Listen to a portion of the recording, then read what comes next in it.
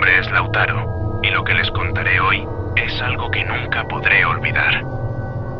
Mis amigos y yo, como cualquier grupo de jóvenes aventureros, queríamos vivir una experiencia única. No nos asustaba mucho lo que se decía sobre el túnel del terror en la Ruta 40, Mendoza. Habíamos escuchado las leyendas, claro, pero las leyendas siempre son eso, ¿verdad? Historias contadas de boca en boca. Nunca creímos que algo tan macabro pudiera suceder.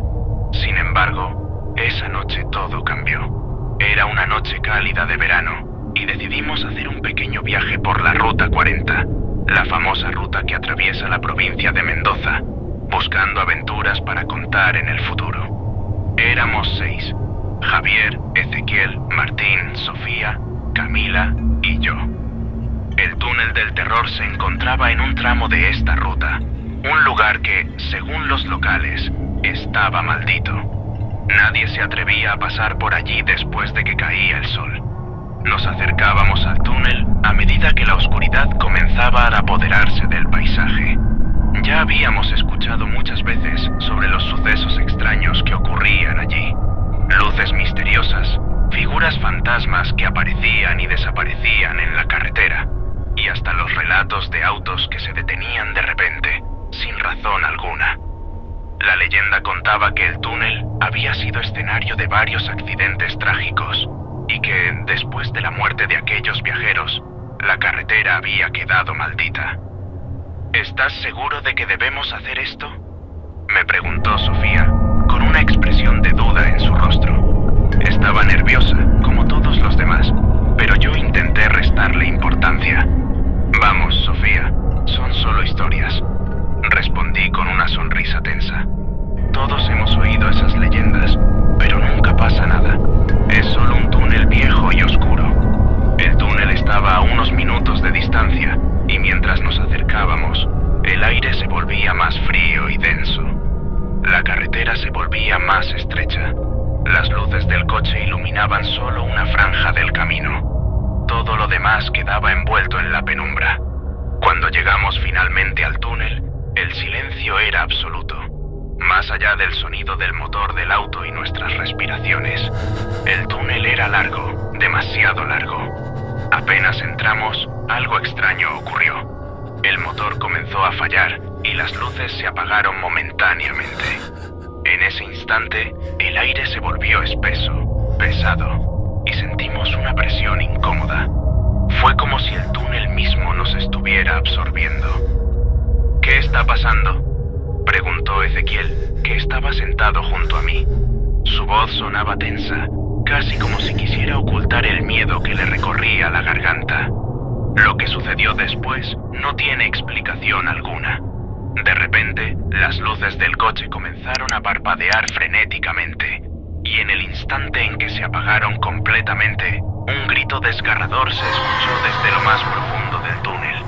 Era como si alguien estuviera pidiendo ayuda. Un grito que helaba la sangre, pero que parecía no provenir de ningún lugar específico. Miramos hacia afuera, a través de las ventanas empañadas por el frío y la oscuridad, pero no vimos nada.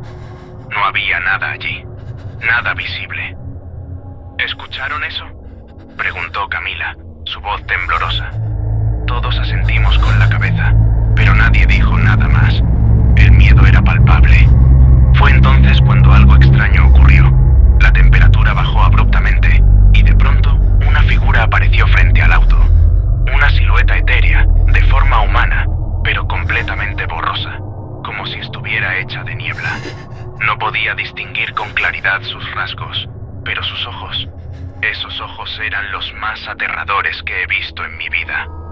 2 puntos brillantes que reflejaban el dolor y la desesperación de alguien que había muerto de manera brutal. Martín, el más valiente del grupo, fue el primero en romper el silencio. «¡Vámonos de aquí ahora mismo!», gritó mientras trataba de encender el motor. Pero el coche no arrancaba. El ruido del motor era sordo, casi como si alguien lo estuviera estrangulando desde dentro. La figura comenzó a moverse lentamente hacia nosotros, pero no caminaba como una persona normal.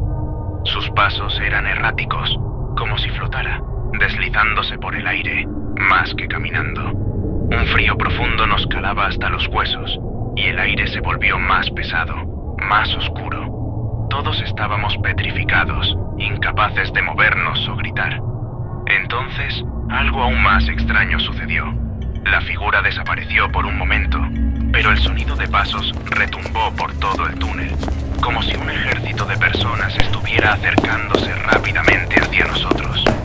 Sin pensarlo, todos nos lanzamos hacia las puertas, pero antes de que pudiéramos abrirlas, el coche dio un tirón y arrancó de golpe. El túnel se iluminó de nuevo, y las luces comenzaron a brillar intensamente.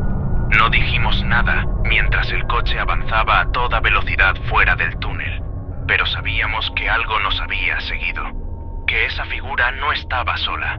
Había algo en el aire, una presencia, una maldad tangible que se había posado sobre nosotros. Cuando finalmente salimos del túnel, el paisaje se sintió completamente diferente, como si hubiéramos cruzado una línea entre dos mundos. La carretera, la misma ruta que habíamos tomado horas antes, parecía distinta. El aire estaba más denso y todo a nuestro alrededor era más oscuro. El terror que sentíamos era inconfundible. ¿Qué diablos fue eso?, preguntó Javier, su voz rota. Lo que sea que haya sido, no quiero saberlo, respondí, mi cuerpo temblando. A partir de esa noche, ninguno de nosotros volvió a hablar del túnel del terror. La gente del pueblo, cuando les contamos lo que sucedió, nos miró con una mezcla de lástima y miedo. Sabían que no estábamos inventando historias. Sabían que lo que habíamos vivido era real. Nunca olvidaremos a esa figura, esos ojos brillantes y el frío que nos envolvía. Si alguna vez están cerca de Mendoza, en la Ruta 40, y ven ese túnel a lo lejos, piensen dos veces antes de acercarse, porque las leyendas no son solo historias. A veces son advertencias, y la próxima vez puede que no haya forma de escapar.